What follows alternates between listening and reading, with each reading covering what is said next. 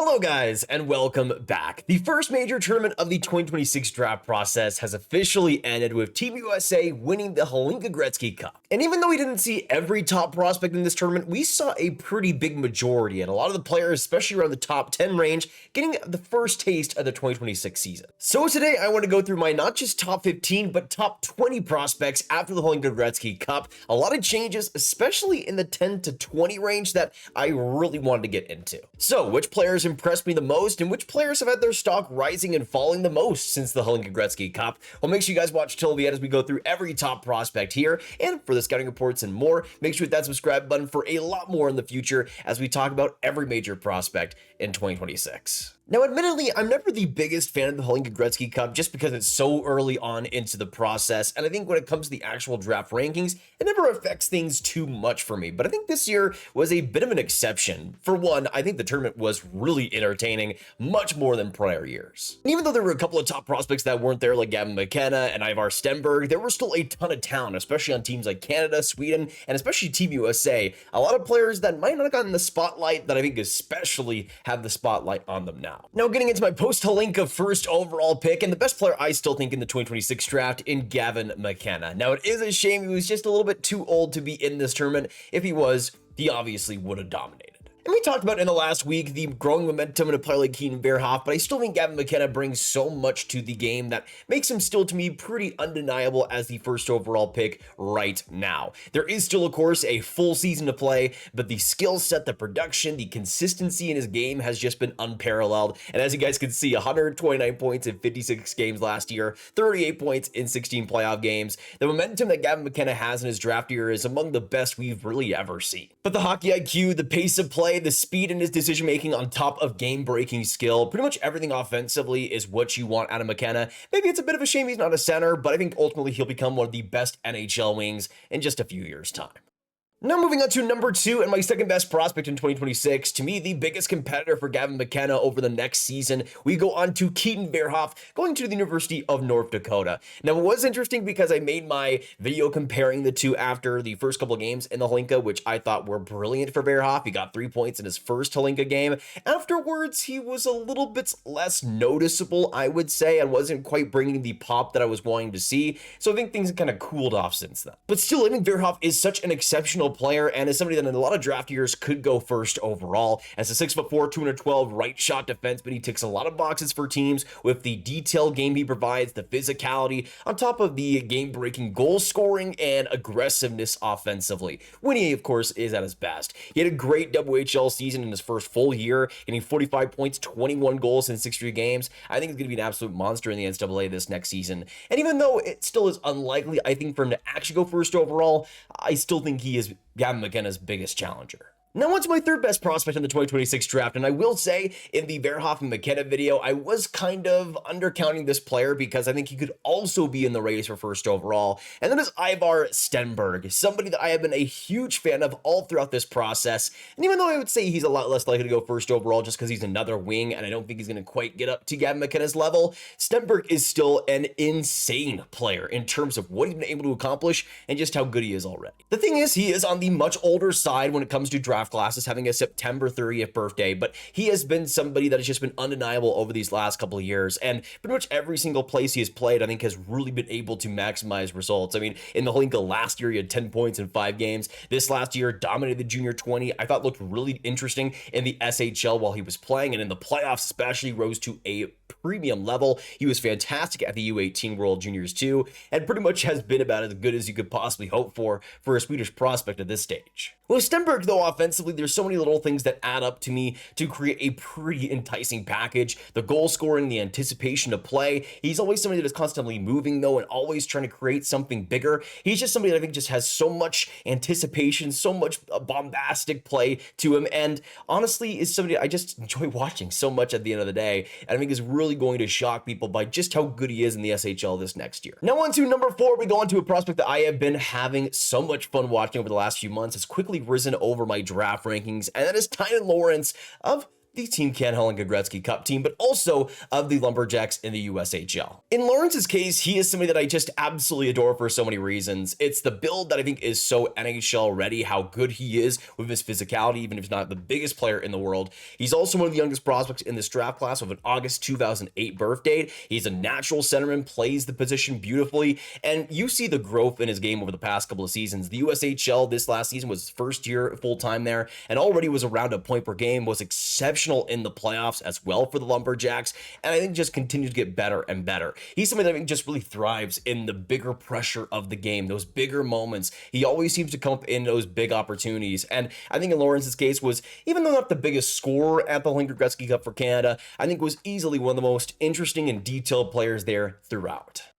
I think he's due for an absolutely monster USHL season this next year in his draft year, but I think widely when it comes to the public space is getting a little bit overlooked. Now, somebody that I think was kind of getting overlooked until we saw him absolutely explode at the Hlinka Gretzky Cup this last year. Let's go on to Mathis Preston, who I think is just so much fun to watch. I mean, we're talking about players like Ivar, Stenberg, obviously Gavin, McKenna, that are a lot of fun. Mathis Preston is just pure electricity all the time. If you want kind of a comparable, especially for the forward side of things, I think a recent player like a Berkeley Keaton is a pretty good comparable just in terms of the intensity in play, how much skill there is, especially in one-on-one situations. Maybe the biggest difference between a Preston and a Keaton is just the goal scoring streak and what you've been able to see out of him. I mean, whether it be the WHL, the World Hockey Challenge, the Hlinka Gretzky Cup, the goal scoring has always been a major component in Preston's game, but it's always been fascinating to see that confidence because even though he's not the biggest player in the world, he always tries to play bigger. He's never afraid to engage bigger competition and try to get on the inside. I think in Preston's case, adding more physicality will be the biggest thing for him because the skill base, the confidence base,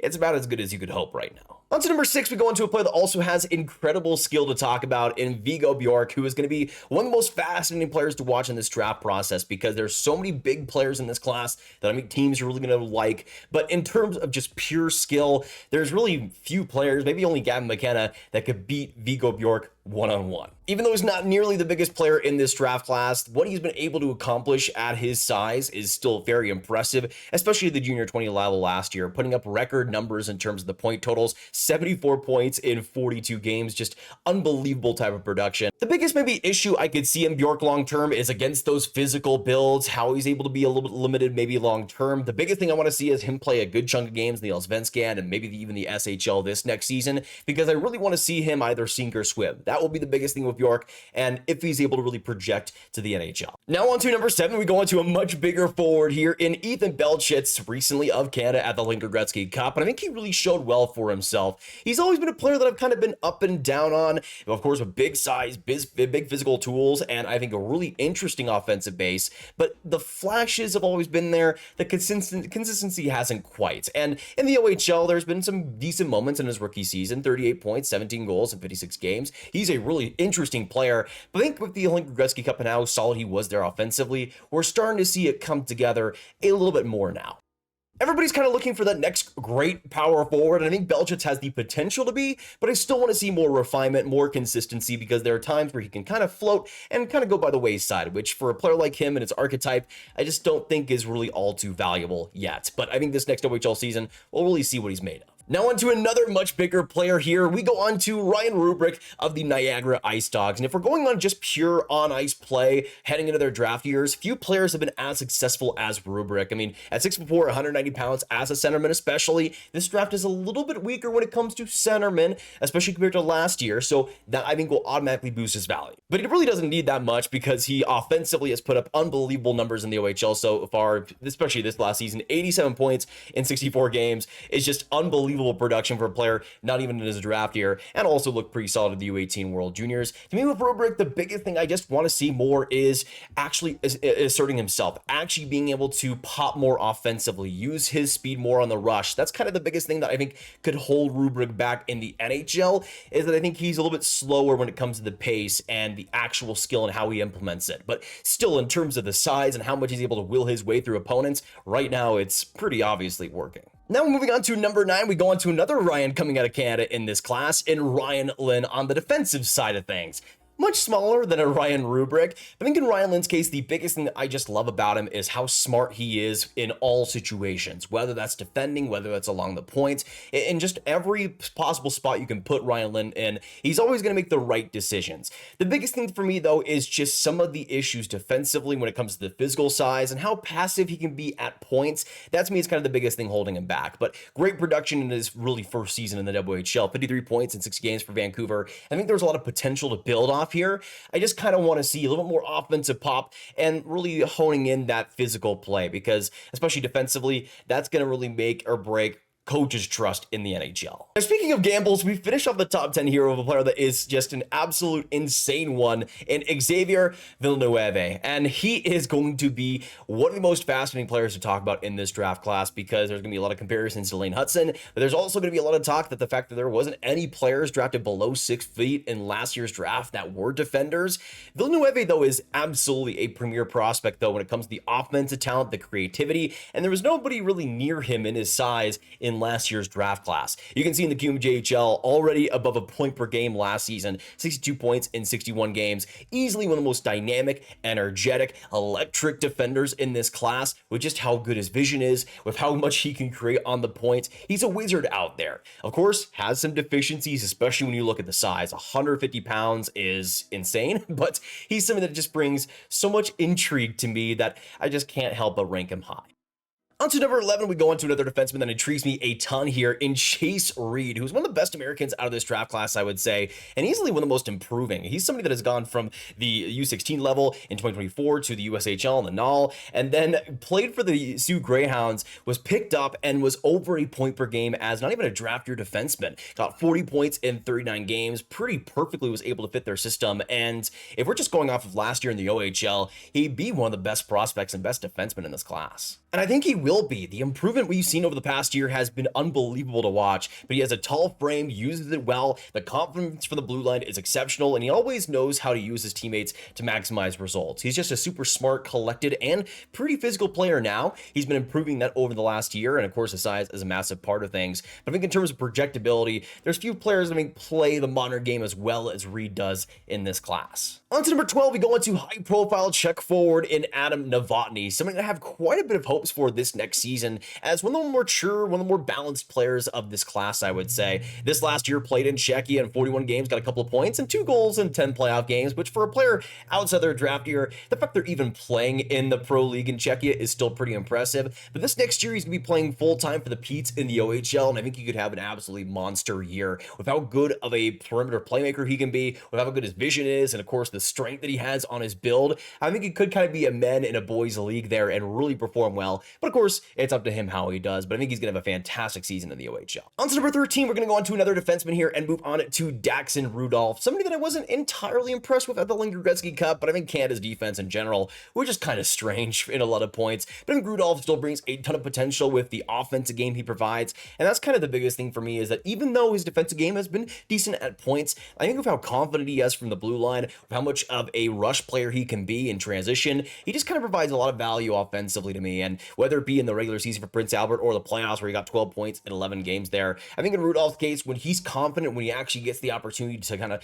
use his flair offensively, that's when I think he is at his best. But it will be interesting because maybe kind of like a Logan Henzer from last year's draft, it might be kind of in a bit of an identity crisis that he might want to solve this next year. On to 14th overall, and another Canadian defender that I would say maybe has a bit more of refinement in his game in Carson Carrolls, who was, I think, one of the more consistent defenders on Team Canada this year, which wasn't exactly saying much. But I think in Carson Carrolls' case, I think he's much more of a defender, under the radar type of defenseman, somebody that just gets the job done pretty effectively while having some decent offensive pop. Now, I don't think the offensive game is ever going to be the biggest thing for him, but I think in Carrolls' case, it's just how smart all over the ice is. He is, how good he can defend against the rush, how much he can just make those quick, sharp decisions to get the puck up the ice. He's never somebody that's going to absolutely blow you away, I don't think, but he's always going to be a pretty stout defenseman, likely on your middle pair, playing a lot of minutes and getting the job done pretty effectively. Now, ending off our top 15 here, we go on to a player that I am absolutely fascinated by, and it was a big-time performer at the Hlinka this year in Elton Hermansen. Now,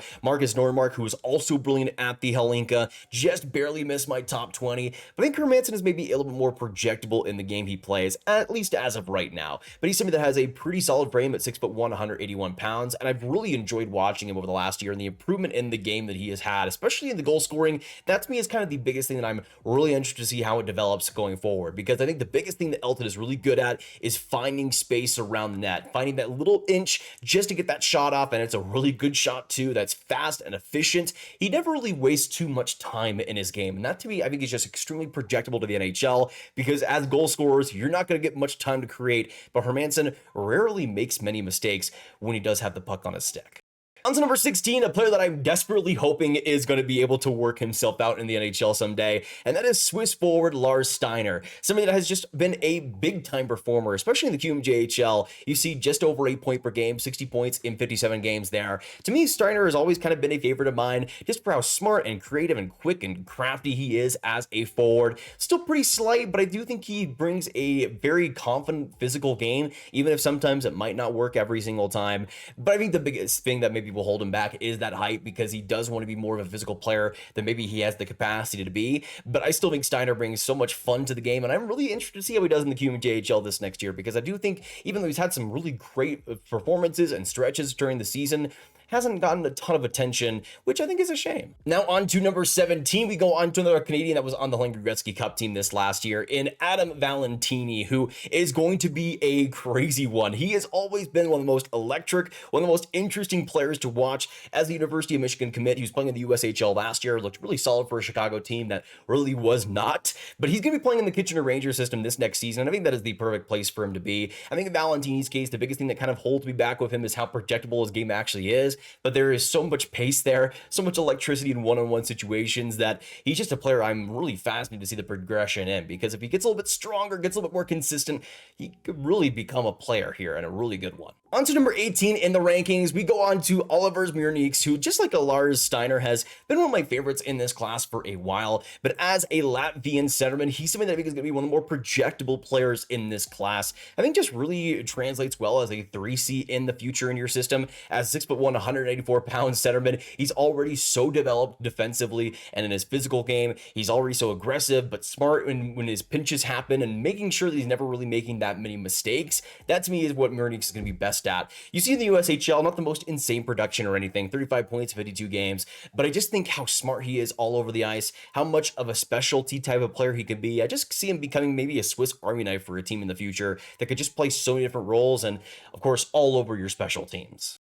At number 19, the second to last prospect inside my top 20, let's go on to a player that really made a name for himself, I think, for the Americans in this last Hlinka Gretzky Cup, and that is Jack Hextall. Somebody that I've always kind of liked a lot, but it's kind of been more of a late first rounder for me, besides this tournament where he was really able to creep up and surprise me in a lot of ways. I really liked what he was able to accomplish for Youngstown last year, but he was somebody that didn't get a ton of opportunity, but I think will really get it this next season for the Phantoms. He's somebody that is just so much fun with his playmaking, his vision is exceptional, and just how he's able to make those one-touch passes to make things even more fast for his team. He's just super smart, super simple in the game that he plays, but I think balances that creativity in really special ways consistently. That's the biggest thing for me to Hextall that makes me excited about maybe his progression in the top 15 in this next year, because I think he could really be able to use that potential and that smarts to really take advantage of defenders consistently. And we've seen that already a bit in the USHL, but I think this next year, I'm hoping that production really explodes, because I think he has the potential to do so. Finishing up the top 20, here we go on to a player that brings big time potential in Malte Gustafsson, something that I've really enjoyed watching the progression in, but I still think is only really scratching the surface in terms of what he's really capable of. As you guys can see, 6'4", 196 pounds, and a pretty young prospect for this draft class, which I always love to see. He's something that I think has not really been as consistent as I want him to be. This last year in the Junior 20 had his moments, but I still think was really trying to adapt to that league. But at the Hlinka Gretzky Cup, I thought was really showing his best hockey. 6 points in 5 games, and for more of a defensive defender. I think that's honestly pretty impressive for him. The biggest comparison I could kind of make at this stage is kind of what I felt at the same point with Simone Edvinsson, where it's this big, really good skater as a defenseman, but had some really weird decision making, and the actual IQ was a bit of a question mark. We saw in Edvinsson's case how that was able to improve over the course of the season. In Gustafsson's case, I think he has the potential to be a top 10 player in this class, but I think it just really needs to show it more consistently. The Hlinka Gretzky Cup was a great kind of progression towards that, but it's up to him whether that is able to string up consistently, because that's kind of my biggest question mark with him so far. The potential is there. I like the tools.